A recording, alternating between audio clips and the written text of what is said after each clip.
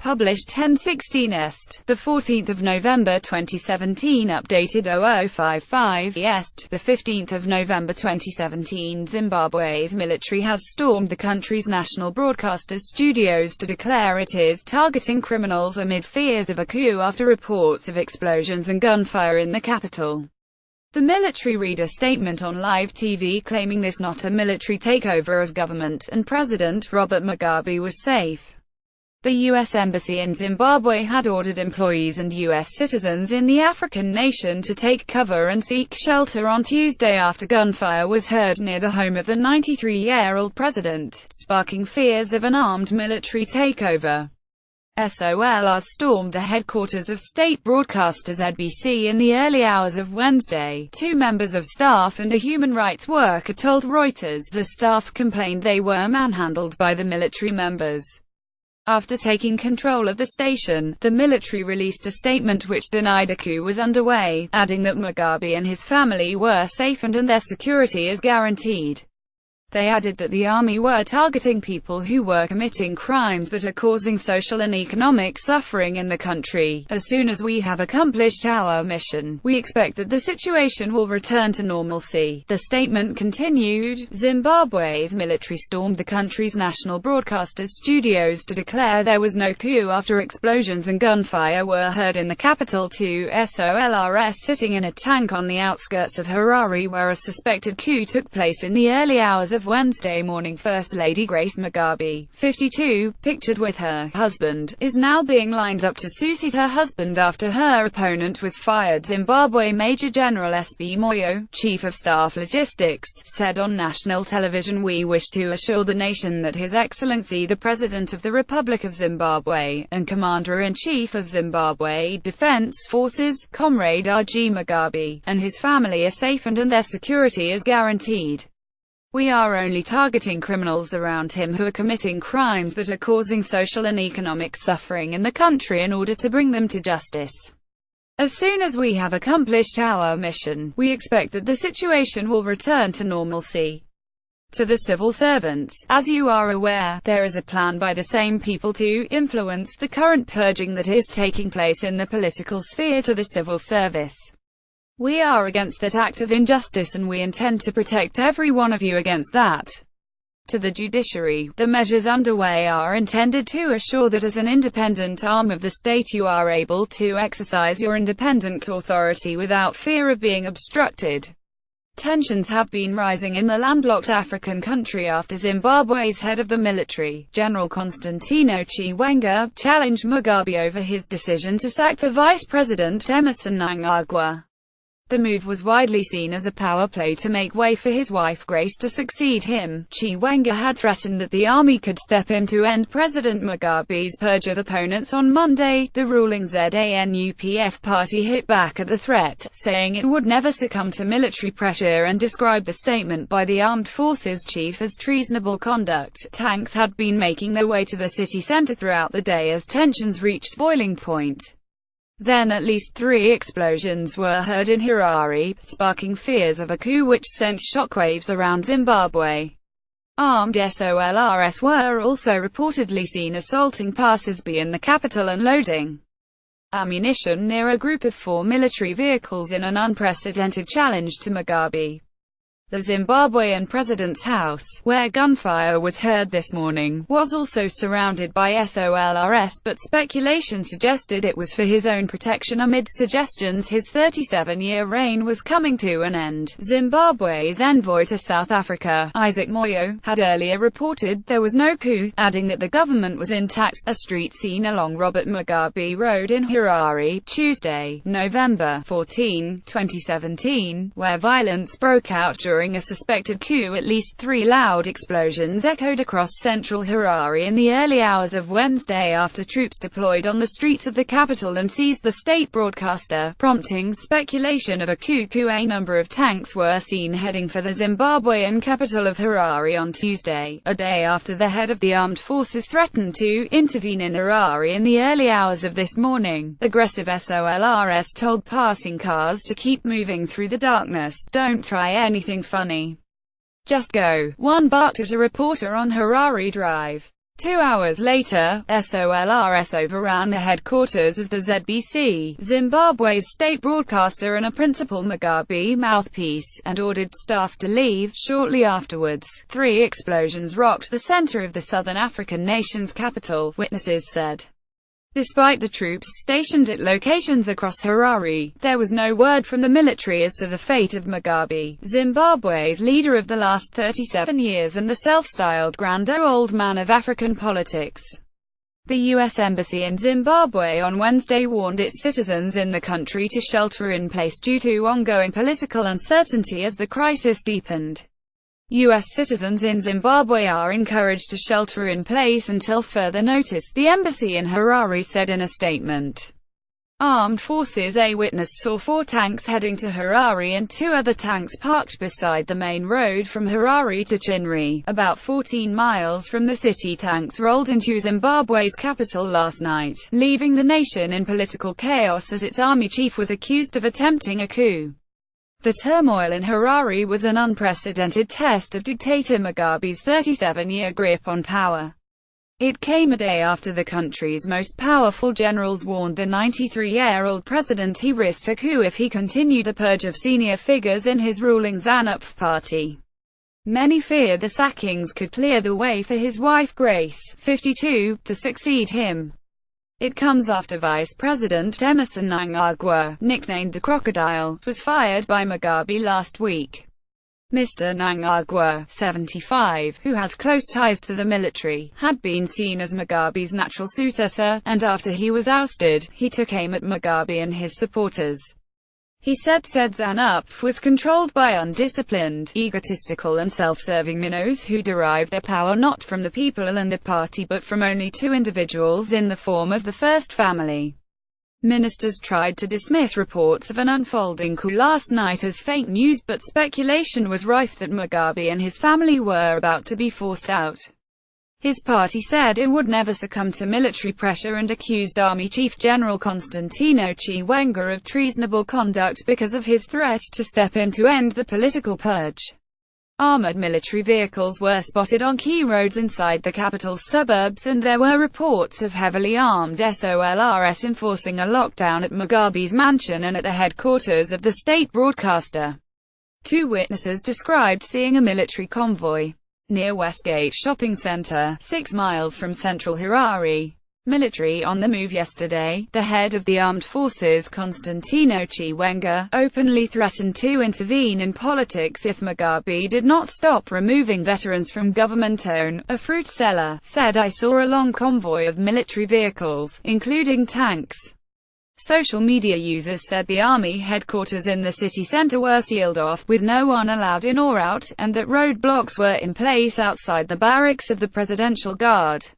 Robert Mugabe was born on February 21, 1924, in Kutama, southern Rhodesia, now Zimbabwe. In 1963, he founded ZANU, a resistance movement against British colonial rule. In 1974, Prime Minister Ian Smith, who claimed he would achieve true majority rule but still declared his allegiance to the British colonial government, allowed Mugabe to leave prison and go to a conference in Lusaka, Zambia, formerly Northern Rhodesia. Mugabe instead escaped back across the border to southern Rhodesia, assembling a troop of Rhodesian guerrilla trainees along the way. The battles raged on throughout the 1970s, and by 1980, when British rule ended, Mugabe became Prime Minister of the new Republic of Zimbabwe. In 1987, he was elected President of Zimbabwe. Mugabe shared power with Morgan Tsvangirai from 2008 to 2013, but resumed control afterward. At 93, he is now seeking re-election to make him the world's oldest dictator. Source biography. Others said they had seen tanks heading towards the Presidential Guard compound in the western suburb of Javasekwa.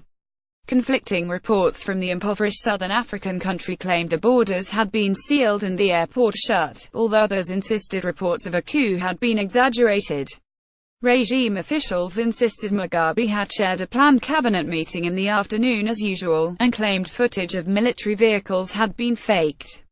Although witnesses inside the city described seeing tanks, many images circulating showed troops in armored personnel carriers.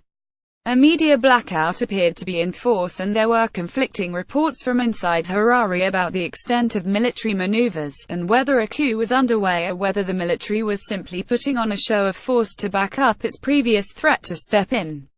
The military has been a key pillar of Mugabe's regime and has helped him keep control despite economic ruin, widespread anti-government protests, opposition challenges and international sanctions. But there has been growing disquiet over threats against senior figures inside ZANU-PF, including Mr. Mnangagwa. The veteran of the 70s war that led to the country's independence fell from favor after he spoke out against a party faction led by Mrs. Mugabe, saying it was plundering the country. After Mugabe accused him of using witchcraft in a plot to take power, Mr. Mnangagwa fled the country with his family, but vowed to return and lead a rebellion against the Mugabes, backed by the country's war veterans and armed forces. Before he went into exile, Mr. Mnangagwa told Mugabe that ZANU-PF was not personal property for you and your wife to do as you please. His ousting was widely interpreted as a bid to ensure Mrs. Mugabe would become vice president at a special conference of the ruling party next month, leaving her as the natural successor to her husband as president. Surrounded by 90 senior army officers, General Chiwenga called this week for an end to the sacking of senior figures linked to the party's revolution against white minority rule in the 70s. July. Robert Mugabe warns military leaders against interfering in the fight for succession, saying politics shall always lead the guns, and not the gun politics. Otherwise it will be a coup. November 6. Vice President Emerson Mnangagwa, nicknamed the Crocodile, is fired by Mugabe. November 13. Zimbabwe's head of the military says he could step in to end President Mugabe's purge of opponents. November 14. Ruling ZANU-PF party to hit back, saying it would never succumb to military pressure and described the statement by the armed forces chief as treasonable conduct. He said, "We must remind those behind the current treacherous shenanigans that when it comes to matters of protecting our revolution, the military will not hesitate to step in." His comments put him on a collision course with the Mugabe regime, which has listed disciplinary measures against more than 100 senior officials linked to Mr. Mnangagwa. ZANU-PF issued a statement accusing the commander of treasonable conduct and said his comments were clearly calculated to disturb national peace and stability and to incite insurrection. Mugabe has previously warned military leaders against interfering in the fight for succession. In July, he told supporters politics shall always lead the guns, and not the gun politics. Otherwise it will be a coup. Opposition politicians have said a military coup would damage Zimbabwe because it would be undemocratic. Last night the Foreign Office updated its advice for people traveling to Zimbabwe. It said, "We are aware of reports of military vehicles moving on the outskirts of Harare. We are monitoring the situation closely. You should avoid political activity, or activities which could be considered political, including political discussions in public places and criticism of the president. You should avoid all demonstrations and rallies." The authorities have sometimes used force to suppress demonstrations. Despite the reports of the tanks, Zimbabwe's ruling party ZANU-PF took to Twitter to deny rumors of a coup. "Thanks for your concerns. There is no coup happening in Zimbabwe.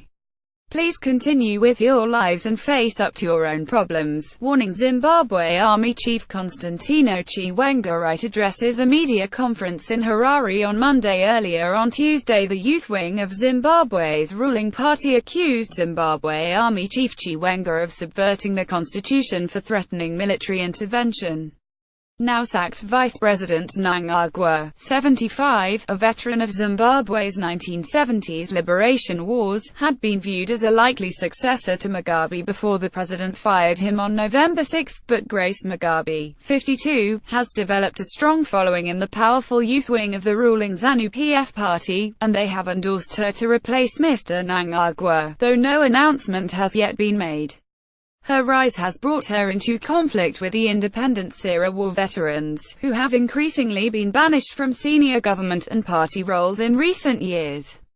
Mugabe, who is nearly 94 years old, is the only leader Zimbabwe has known in 37 years of independence, first as the chair of the Zimbabwe African National Union ZANU, then as leader of the ZANU party as prime minister and then president. Under Mugabe's leadership, the GDP of Zimbabwe has fallen by almost 50%, according to the United Nations. The country suffered badly during the recession and experienced hyperinflation and a widespread lack of food and other essentials. Things have slightly recovered, but are still significantly worse than when the family took power. Aging Zimbabwe's President Robert Mugabe, 93, who has been in power since 1980, is in increasingly fragile health and makes regular trips abroad for medical treatment. Tensions over the succession of Mugabe recently erupted into the open, and had pitched First Lady Grace Mugabe against now-sacked Vice President Emmerson Mnangagwa. Meanwhile, the Mugabes themselves live their lives bathing in eye-watering luxury. The couple's two sons, Chatunga and his brother Robert Jr., are well known for their hard partying and have been seen flashing their riches on social media. This week Chatunga posted a video of himself pouring hundreds of pounds worth of champagne over a £45,000 diamond-encrusted wrist. The brothers caused an international incident earlier this year while in South Africa, after they disappeared on a wild night out, prompting Mrs. Mugabe to go looking for them. Finding 20-year-old model Gabriella Engels instead, Mrs. Mugabe allegedly beat her over the head with an electrical plug when she was unable to say where the boys had gone.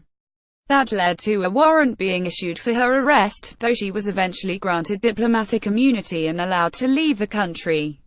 Mrs. Mugabe is currently suing a Lebanese jeweler for failing to deliver a £1 million diamond ring she bought to mark her 21st wedding anniversary with the dictator.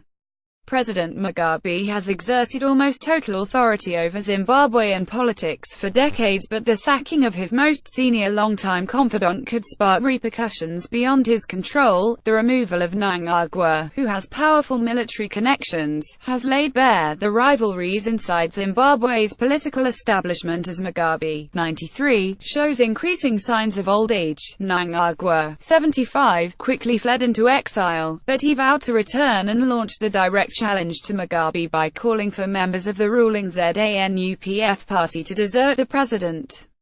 Mnangagwa issued a defiant statement on Wednesday, telling Mugabe that ZANU-PF was not personal property for you and your wife to do as you please. ZANU-PF will hold its annual congress next month, when Mrs. Mugabe could be appointed as one of the country's two vice presidents. But the potential leadership role for Mrs. Mugabe, who has many opponents within the party and government, could even threaten the future of ZANU-PF. This is the beginning of the end of ZANU-PF. It is a total destruction of Mugabe's legacy. Independent analyst Dewa Mavinga told AFP, if Grace ascends to the top, she will fall because she has created so many enemies. She has been reckless. ZANU could be destroyed from within. Mnangagwa's next move is uncertain, but any path back to high office seems beset with obstacles. It will be very difficult for him to reinvent himself as a Democrat because he is cut from the same cloth as Mugabe, said Mavinga. Mnangagwa was instrumental in much past election violence, including the 2008 presidential runoff when opposition leader Morgan Tsvangirai pulled out due to a wave of killings and beatings. And as security minister in the 1980s, Mnangagwa played a leading role in the Gukurahundi massacres that claimed the lives of around 20,000 perceived dissidents in the southwest of the country. The next flashpoint could be next week when Mnangagwa supporters plan to stage protests against Mugabe in Harare, but some experts believe the turmoil may actually allow Mugabe, the world's oldest national leader, to strengthen the extraordinary hold on power he has maintained since 1980.